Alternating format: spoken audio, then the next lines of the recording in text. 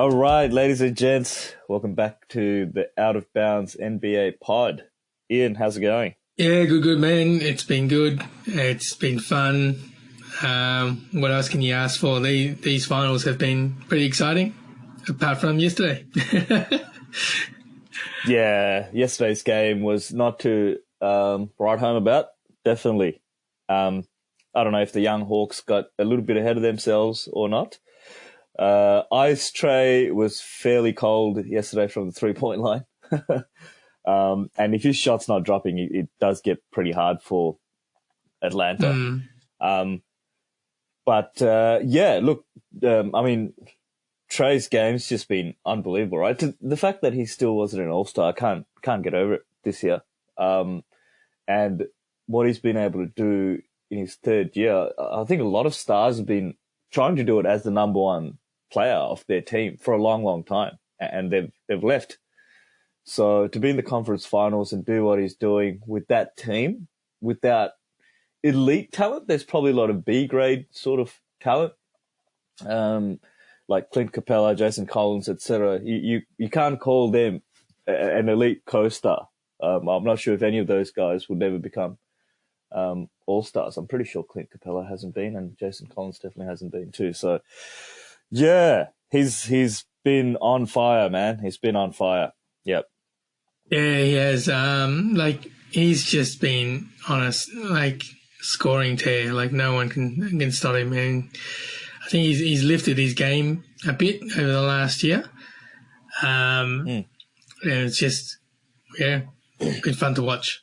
Yeah, and they really gel as well. Him and Jason Collins. I think Jason Collins is probably like their leader. You could say that he takes those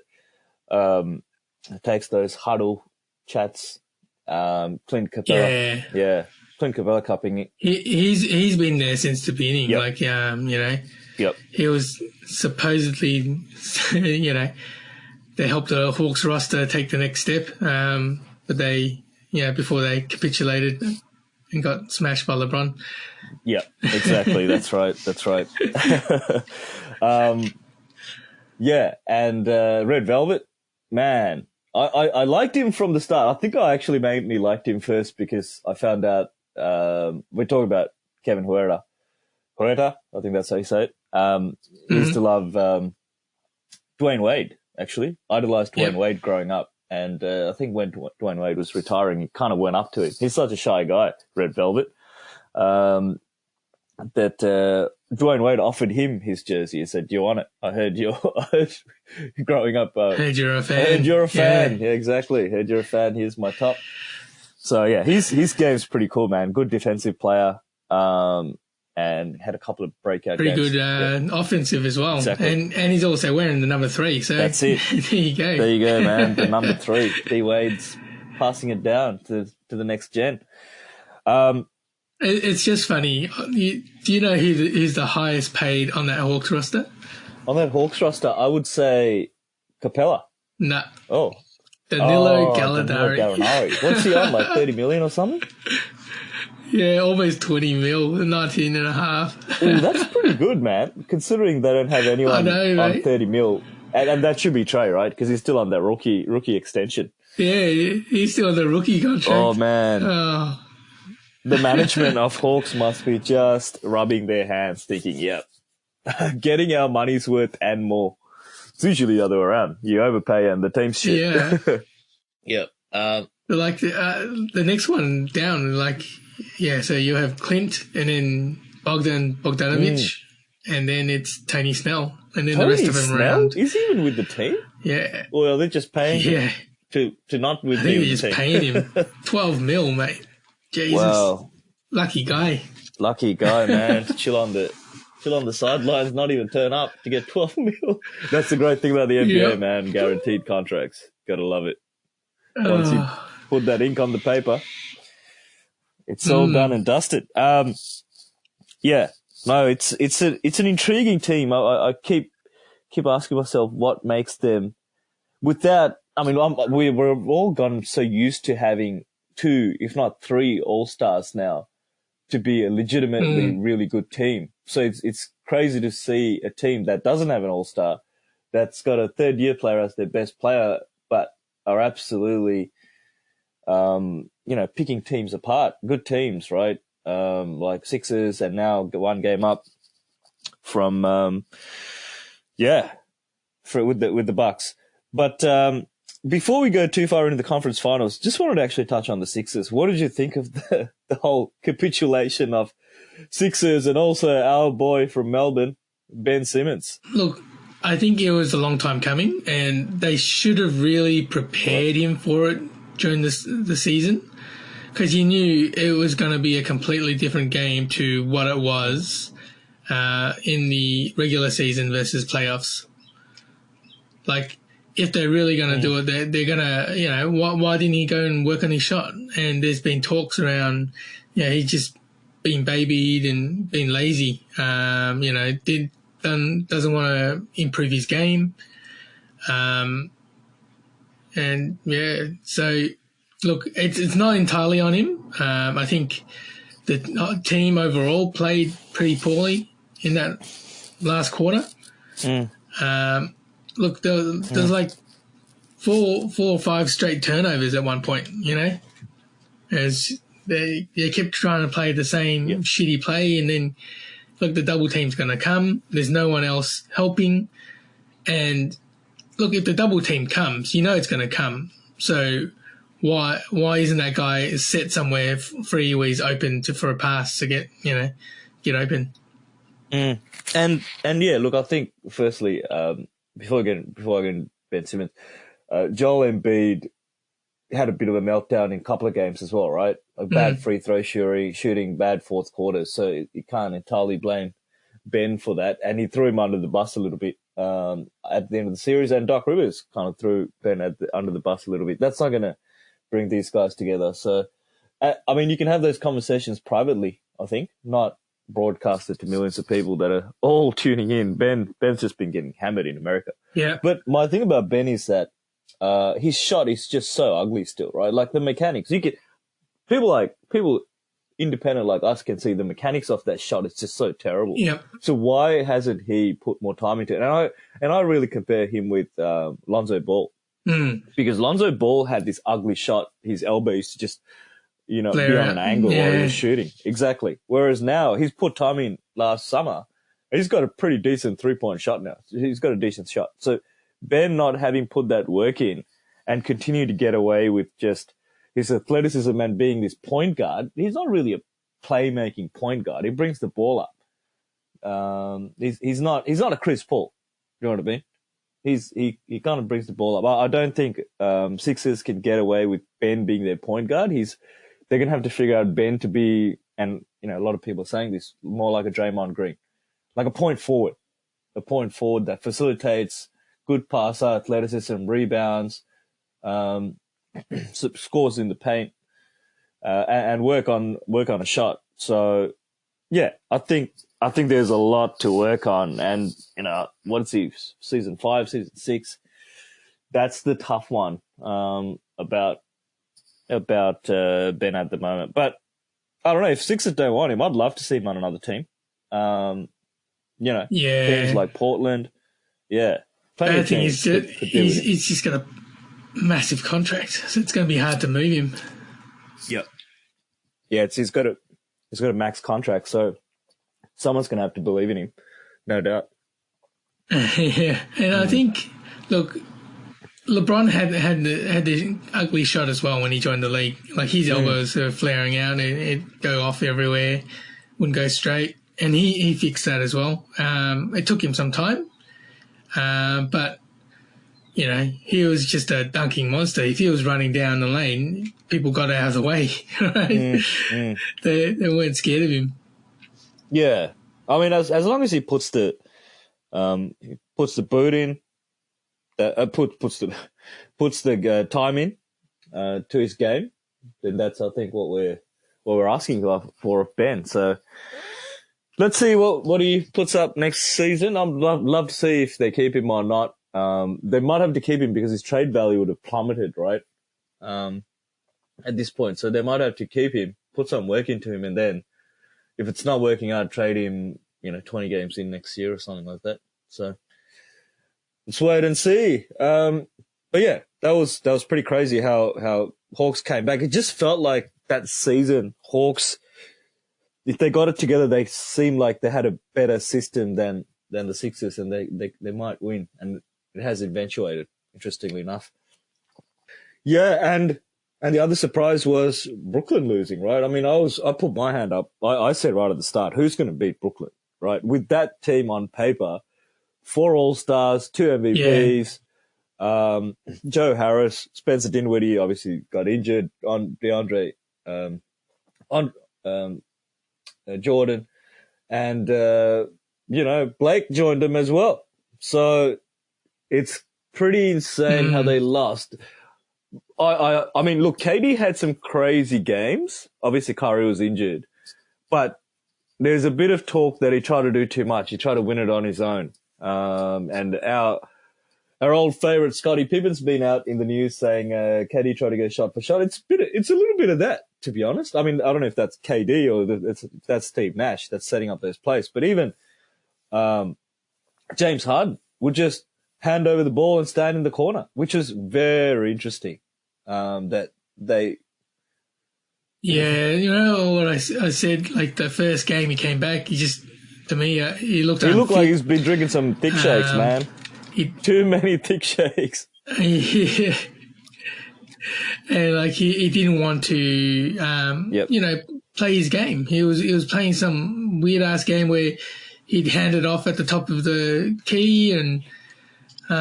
Yeah, that was odd to see, and I don't know. You don't get 3 All-Stars and just get the 2 other All-Stars to stand in the corner and give the ball to KD and try and beat 2 or 3 guys, right? Like KD can do it because he's a crazy offensive talent. Yeah.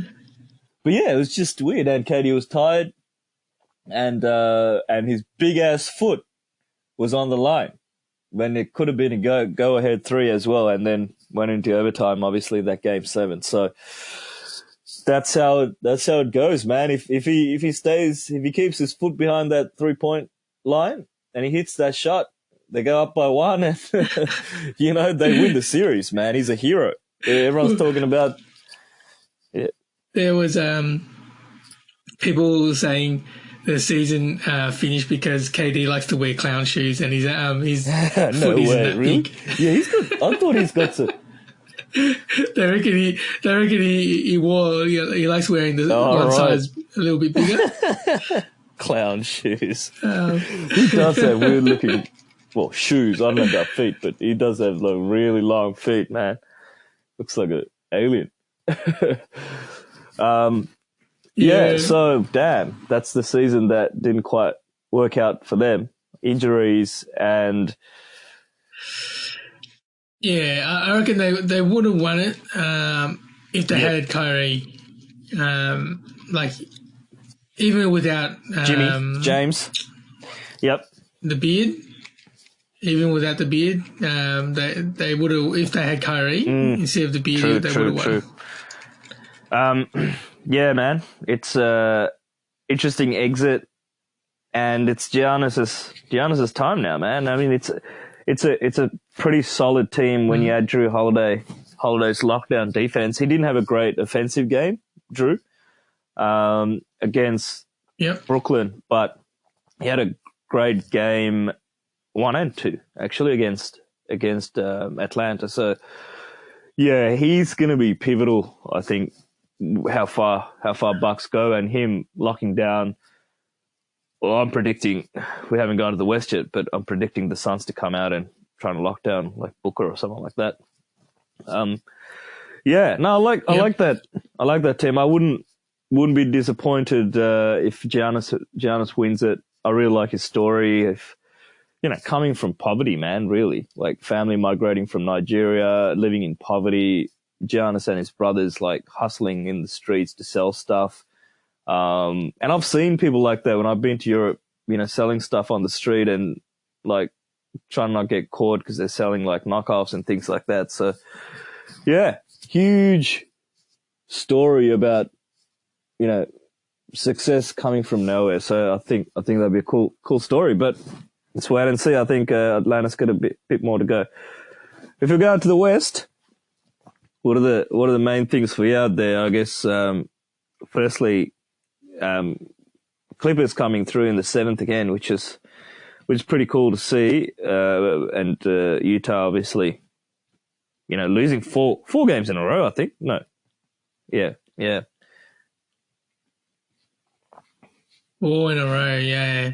They did it in the first round. They were saying, he did it in the first round and did it in the second, and that, went down. I know, man. And look, here they come. 4 in a row. and playoff P, man, he's been getting a lot, and he's finally got some of my respect, actually. The fact that he's done that now 3 games without Kawhi, 3 or 4 games now without Kawhi, and he's playing like that, and he's won that series in a game 7 without Kawhi as the main player. That he's got my respect now for sure. We can potentially drop the pandemic P title for a long time. Yeah, no doubt. Well, it was pandemic P, but he's had a couple of games. So, and the biggest surprise for me, I don't know if you've been watching, Reggie Jackson, man, he was like their 12th gamer or something like that. Yes. 12th player off the bench, I mean. And, man, it's, he's their second best scorer now. They run a lot of offense through him without Kawhi there. He's playing really well. Yep. And I think he used to run the second unit. They used to use him to run the second unit. And so that's why, it's just got his name called and he's stepping up, and it's been great to see because, he hasn't really starred a lot, but now, he's proven that he's a valuable player. He might even get, more money out of this. Oh yeah, no doubt.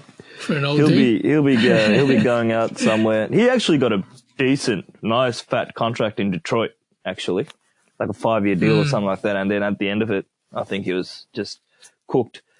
But he'll get some more money out of this. There's no doubt. And man, Pat Bev just laid into Devin Booker the last couple of games.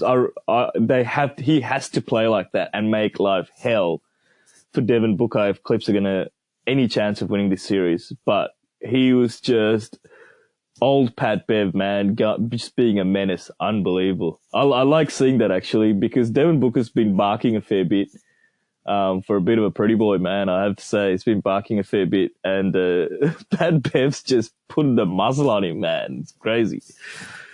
Been enjoying that. Yeah, like I think Booker was saying, he needs to try and improve on that part. But he's been doing well. I think it's slightly different when Paul's around. He's moving off ball a little bit more, whereas when Paul wasn't playing, everything was going through him, right? I just find it a little bit different, the way they play with and without CP3. Yep. Yeah. It's Suns team, man. Again, a bit like the Hawks team. I mean, they're a bit more talented, but I still question how come they're this good. But at the end of the day, they almost have a big 3. Is the answer. Plus some really good, role players. I mean, Booker, CP3, and Aiden now together. That's like a big 3. I think we all got to acknowledge that. Yeah, it is. It's like, and Aiden has stepped up. He's lived up to his number 1 pick almost. Because that game when they had that dunk, I think he credited, was it Jay Crowder? Yeah. I was trying to think who's got the dreads. Jay Crowder. That was an unbelievable pass, actually. Yeah. But I have to say, on the side out, or was it? I think it was a side out. Cousins was manning the pass. He left this huge gap open, man. Like literally a line. There's only one place he was going to throw it, with 0.8 seconds. Yep. And that was to the hoop. Yep. And all Cousins had to do was just stand a little bit further through the line off the ball. He was it would have way made it too difficult. close to the ring. Yeah. It was just, oh man. It was great play. And yeah, great play, and could come back to bite the Clippers because they could be 2-1 now. Not. Yeah. Well, Cousins isn't really, apart from during the regular season where he might do, block some guards, but he's not really known for his D. Yep. Yeah, that's true. I mean, it's good that he's even getting a game, Cousins, for that size. And Bridges, even that young kid Johnson, he's a good sort of wing player as well. And Crowder, man, that guy gets traded every year, and he's in the finals every year for some crazy reason. This year he was with Miami. I can't remember. I know he's been with like. Yeah. Oh yeah, a while ago. Yeah, that's right. He's just a solid player. He's a bit of a LeBron stopper, or they say. So that's gonna. I mean, we'll see what Game 4 has in store for us. Clippers gonna have to win this one to have any shot at it. But I would prefer to see Chris Paul and Devin Booker in the final section. Yeah. That'd be kind of cool to see. I'm all in on the Suns because, I want CP3 to win. No doubt. It's going pretty well. There's been a bit of trash talk happening as well on social media. I don't know if you've been following Scotty pretty much saying how KD tried to do it solo and LeBron would never do it. That's why LeBron's a better player, because he'd make the right play call. And KD's just been like sniping him on Twitter. And KD's been sniping like all these journalists as well. He must be in a bad place. Sure, he's in a bad place because it's almost back to the old, before he left for Brooklyn. He's hiding and being that weird dude on socials. Yeah, he's a weird dude on socials, man. I don't get him. I don't know why he hates everyone that talks about him. It's just like, surely he wants people to talk about him. There's certain people that can take criticism, and I don't think KD's one of them. Yeah, no, KD's more carrot than stick for KD, I would say. That's a good one. Definitely, that's what he needs, no doubt. That's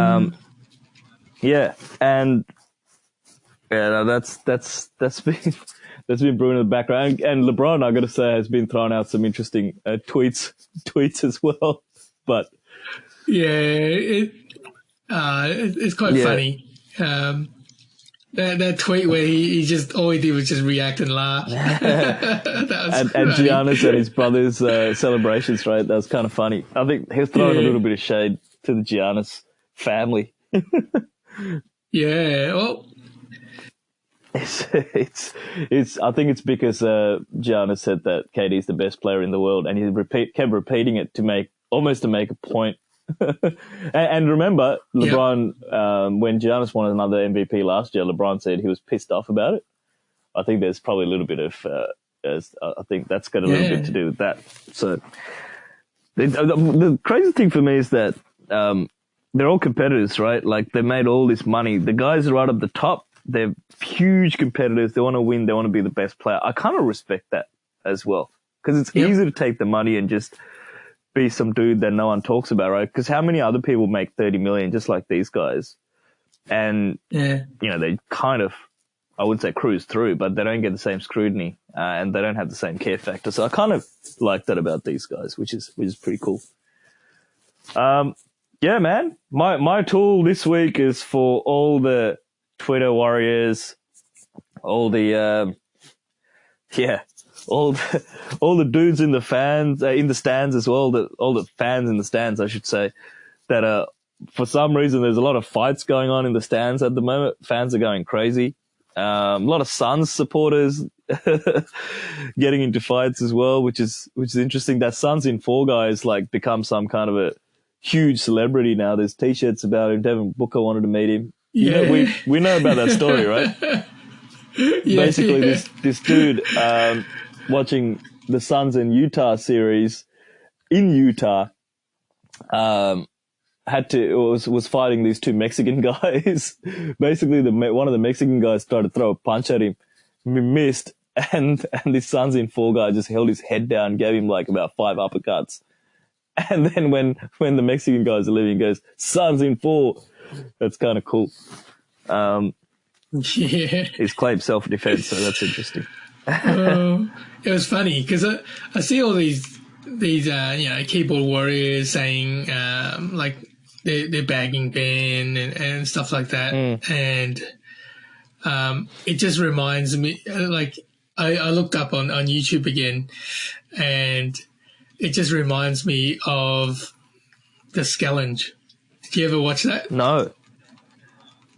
So the Scallenge is Brian Scalabrine. The official mascot of the Celtics. Oh, right. Right. And in the year that he played, he would be ranked maybe 500th in the league. Right? Yep. No doubt. And there's all these people that were going, I'll take Scalabrini on and I'll smash him.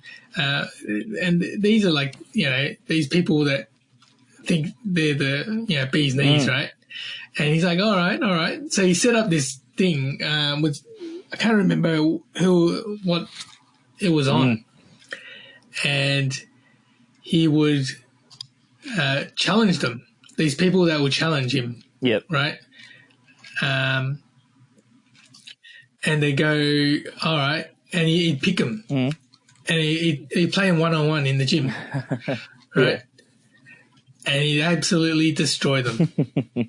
and it was like, that's why he's in the NBA. This is the difference, right, between the NBA and the guy standing, in the gym.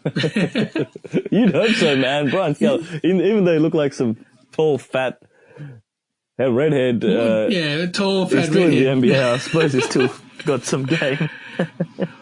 Yeah, well, this is the difference between the NBA level. Even they had a guy from the G League and a college player who was there. He's like one of the probably one of the pretty decent college player from Syracuse. Yeah, and Scal smashed him like Brian Scalabrine. We need more Brian Scalabrinis in the league, man, just to make it interesting. Yeah, characters of the. And that's it. He would be like it's not like he was still playing in the league. He was like several years removed from the league, and he was smashing them, right? So it's quite funny. No doubt. I'd love to see like footage of something like that. That'd be kind of funny. Yeah. Awesome. All right. Well, that's our show for the. It's gonna be Ben. It's gonna be Ben, man, killing dudes in the gym. 6'10" dude without a shot, just taking it to the rim and playing down at Box Hill, mate. Because people in the local leagues think they can beat him at the Box Hill gym. Exactly. Oh man, that'd be funny as. That's it. Well, maybe we'll end it there. Good fun show. Hopefully everyone else is having fun as well. What we'd love to do is for our listeners to put up our podcast on Instagram or Facebook or something like that. Show some love and spread the word. That'd be really cool. So appreciate it if you could do that. That's it. All right. Yeah. Well, peace out. Hit that subscribe, like, and tell your mates. Adios.